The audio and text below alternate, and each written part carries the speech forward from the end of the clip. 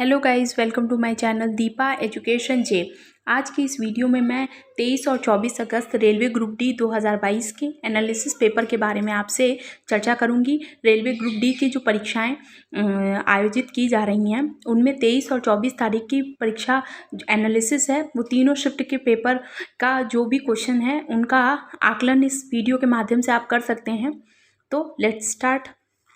देखिए, सबसे पहला क्वेश्चन की अगर हम बात करें तो पहला क्वेश्चन आया था, कोयला और पेट्रोलियम को जलाने पर कौन सी गैस निकलती है। तो ध्यान रखिएगा, CO2 यानी कार्बन डाइऑक्साइड गैस कोयला और पेट्रोलियम को जलाने पर निकलती है। इसके अलावा आप जानते रहिए कि ऑक्सीजन को प्राणवायु गैस कहते हैं, इम्पॉर्टेंट हो जाता है। ठीक, दूसरा क्वेश्चन है आपका, नमामि गंगे किसके उद्देश्य के लिए बनाया गया था। तो नमामि गंगे परियोजना जो बनाई गई थी वो गंगा के संरक्षण व शुद्धि के लिए बनाई गई थी। बहुत इंपॉर्टेंट हो जाता है। केंद्र सरकार की, राज्य सरकार की जो भी महत्वपूर्ण योजनाएं हैं उनसे संबंधित प्रश्न आपकी परीक्षा में आ रहे हैं, इसलिए आप उन सभी योजनाओं से संबंधित जितने भी क्वेश्चंस हैं उनको अच्छी तरीके से रिवीजन करिए, क्योंकि ऐसे क्वेश्चन आपकी परीक्षा में हर जितनी भी परीक्षा अभी रेलवे ग्रुप डी की हुई हैं उनमें आए हैं। ठीक, दूसरे क्वेश्चंस की बात करें तो क्वेश्चन दिया है कि PNB में यानी पंजाब नेशनल बैंक में किस बैंक का विलय हुआ। तो देखिए, दो बैंक का विलय हुआ है, ओरिएंटल बैंक और यूनाइटेड बैंक का विलय हुआ है। ठीक है, तो जानते रहिए कि PNB में किस बैंक का विलय हुआ है। तो आप बताएंगे ओरिएंटल बैंक और यूनाइटेड बैंक का विलय किया गया है। ठीक, आगे है क्वेश्चन, विद्युत चुंबकीय प्रेरण का नियम किसने दिया। तो विद्युत चुंबकीय प्रेरण का नियम फैराडे ने दिया, फैराडे ने दिया। विद्युत चुंबकीय प्रेरण का नियम जो है फैराडे ने दिया है। दूसरा क्वेश्चन है, 100वां वनडे मैच भारत ने किन देश के साथ खेला है। तो 100वां वनडे मैच भारत ने वेस्ट इंडीज़ के साथ खेला है। बहुत इंपॉर्टेंट हो जाता है। करंट अफेयर से आपकी परीक्षा में क्वेश्चन बहुत ही घुमा फिरा के क्वेश्चन पूछ रहे हैं, इसलिए आप क्वेश्चंस के टाइप को देखते चलिए कि किस टाइप के क्वेश्चन आपकी परीक्षा में आ रहे हैं। देखिए, करंट अफेयर के बहुत से यूजफुल क्वेश्चंस जो हैं आपकी परीक्षा में आ रहे हैं, जो आपके खेल से संबंधित हैं, अंतर्राष्ट्रीय संगठन समझौते से संबंधित है। ध्यान रखिएगा, ये सारी चीज़ें बहुत इंपॉर्टेंट है। और अगर करंट अफेयर की बात करें तो 2021-22 के जितने भी करंट अफेयर से आपके क्वेश्चन में आ रहे हैं पेपर में, ध्यान रखिएगा। आगे है क्वेश्चन, 2021 में पंचायती राज मंत्री कौन बनाए गए थे। तो गिरिराज सिंह पंचायती राज मंत्री बनाए गए हैं 2021 में। इसके अलावा राष्ट्रपति भी अभी नई बनी है, 15वें नंबर की राष्ट्रपति हैं, दूसरी महिला राष्ट्रपति हैं। ध्यान रखिएगा, 15वें नंबर की हैं। द्रौपदी मुर्मू जो है देश की वर्तमान राष्ट्रपति हैं और दूसरी महिला राष्ट्रपति हैं। ध्यान रखिएगा, पहली महिला जो हैं वो प्रतिभा देवी सिंह पाटिल थी, पहली महिला राष्ट्रपति थी। दूसरी महिला राष्ट्रपति जो हैं वो द्रौपदी मुर्मू हैं, जो वर्तमान में भारत की राष्ट्रपति हैं। ठीक, आगे क्वेश्चन देखते चलिए। आपके परीक्षा में इस टाइप के क्वेश्चन आ रहे हैं और ये 23 और 24 तारीख के पेपर हैं। तो आगे क्वेश्चन था, मकर संक्रांति किस महीने मनाया जाता है। तो देखिए, मकर संक्रांति जनवरी के महीने में मनाया जाता है।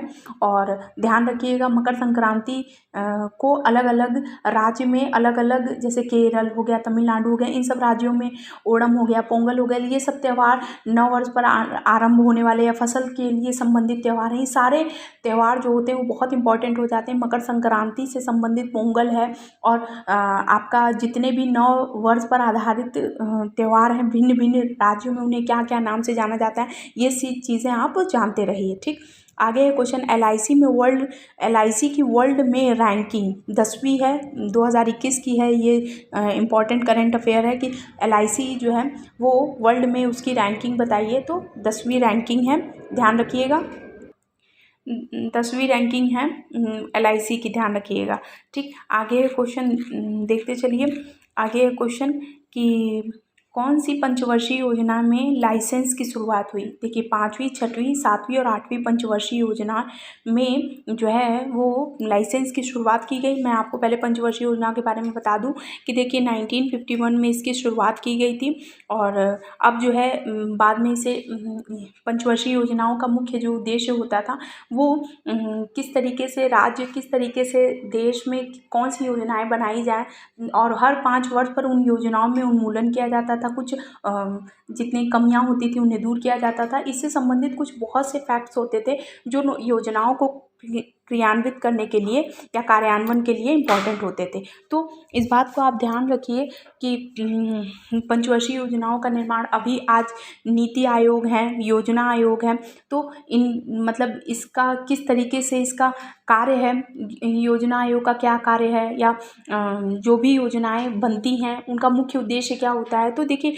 मुख्य उद्देश्य ये होता है, पंचवर्षीय योजनाओं का मतलब यही होता है कि 5 वर्ष के लिए किसी योजना का प्रारंभ करना है। वो योजना किस तरीके से राज्य में कार्य कर रही है, या उसके कार्य करने के कितने गुण हैं, कितने लाभ हैं, मतलब क्या हानि हो रही है, ये सारे एस्पेक्ट को ध्यान में रखते हुए ये योजनाओं का निर्माण किया गया है। ठीक, आगे है क्वेश्चन, एल्युमिनियम का अयस्क क्या है। तो बॉक्साइट एल्युमिनियम का अयस्क है। बहुत ही रिपीटेड क्वेश्चन है, बहुत ही इंपॉर्टेंट क्वेश्चन है, ध्यान रखिएगा। ऐसे क्वेश्चन आपकी परीक्षा में बार बार रिपीट हो रहे हैं, ध्यान रखिएगा।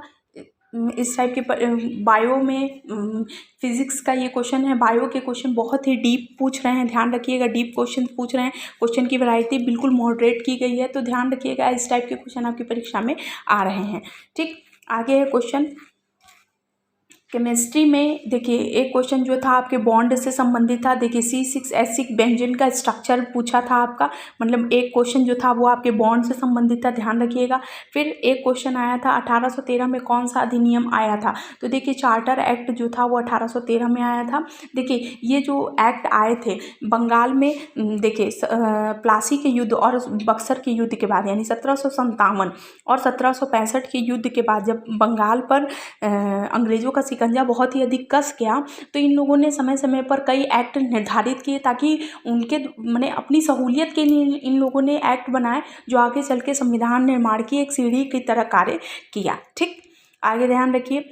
86वां संविधान संशोधन पूछा है, किससे संबंधित है। तो आपको पता है 6 से 14 वर्ष के बच्चों की निःशुल्क शिक्षा से संबंधित है 86वां संविधान संशोधन, बहुत ही ज़्यादा इंपॉर्टेंट है। इसके अलावा भी आपके प्रीवियस पेपर में क्वेश्चन आया था कि GST कब मनाया जाता है, GST डे, तो 1 जुलाई को मनाते हैं, ध्यान रखिएगा। इस टाइप के क्वेश्चन आपकी परीक्षा में आ रहे हैं। ठीक, आगे है क्वेश्चन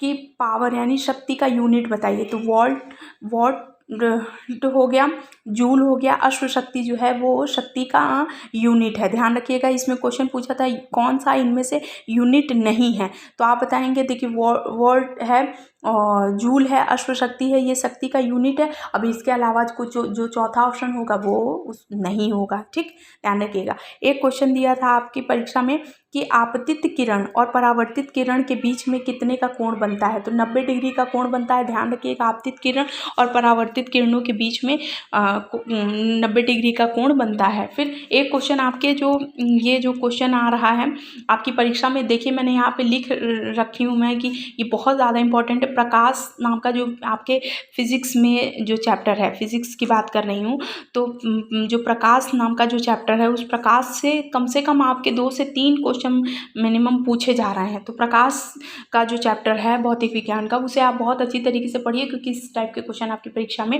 आ रहे हैं और इस टाइप के भी क्वेश्चन आपकी परीक्षा में आ रहे हैं, ध्यान रखिएगा। इस टाइप क्वेश्चन की वैरायटी देखने से पता लगता है कि फिर एक क्वेश्चन दिया हुआ था कि कोशिका का पावर हाउस किसे कहते हैं। ये भी इंपॉर्टेंट है क्योंकि ये 2 बार परीक्षा में आपकी आ चुका है। इसी बार 2022 में रेलवे ग्रुप डी में ये फेवरेट क्वेश्चन हो चुका है। ये क्वेश्चन 2 बार रिपीट हो चुका है। तो माइटोकॉन्ड्रिया जो है कोशिका का पावर हाउस, इसको कहते हैं। फिर अनुच्छेद 53 किससे संबंधित है, तो आप बताएंगे कि अनुच्छेद 53 जो है वो राष्ट्रपति की शक्ति से संबंधित है। तो देखिए, आज की इस वीडियो में मैंने लगभग आपको 23 अगस्त और 24 अगस्त के जितने भी इम्पॉर्टेंट एनालिसिस वाले क्वेश्चन थे वो सब आपको मैंने करा दिया है। इसके अलावा आपके मैथ्स के बिल्कुल बेसिक क्वेश्चन आ रहे हैं, प्रॉफिट लॉस से क्वेश्चन आ रहे हैं, रीजनिंग से क्वेश्चन आ रहे हैं।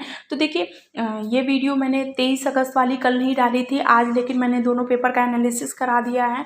तो आप पेपर को देख के, वीडियो को देख कर अनुमान लगा सकते हैं कि किस टाइप के क्वेश्चन की वैरायटी आपको पता लग सकती है। इसके अलावा आपको पता लग सकता है कि किस टाइप के क्वेश्चन आपकी परीक्षा में आ रहे हैं।